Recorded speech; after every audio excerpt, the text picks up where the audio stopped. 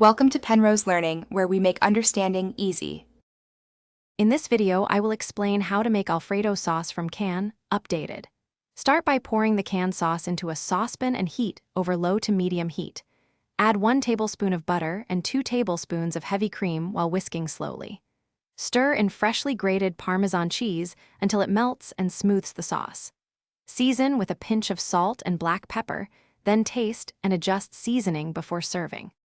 Warm the sauce slowly and build flavors gradually for best results. If you like garlic, add 1 crushed clove or a half teaspoon of garlic powder while heating. For brightness, grate a little lemon zest and stir it in at the end, then taste. Add chopped parsley for freshness and presentation, and consider a dash of nutmeg if you prefer a classic taste. Serve over pasta or vegetables for a quick meal. If you are finding this helpful, please subscribe and like to support more quick recipes and tips. Quick recommendation. The product seen here, the Eau à la water bottle, keeps you hydrated while cooking and prevents splashes near the stove. I find it handy when juggling pans and plates, and it comes in useful for long meal prep sessions. Look in the description for the link and other deals. Now let's get back to the video. To get the ideal texture, reserve some pasta water and add up to 1/4 cup while stirring until the sauce clings to the pasta.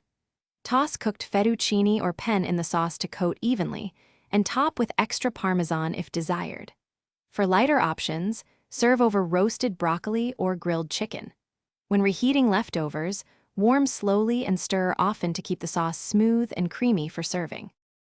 Thanks for watching. If this was helpful, leave a like and consider subscribing. See you next time.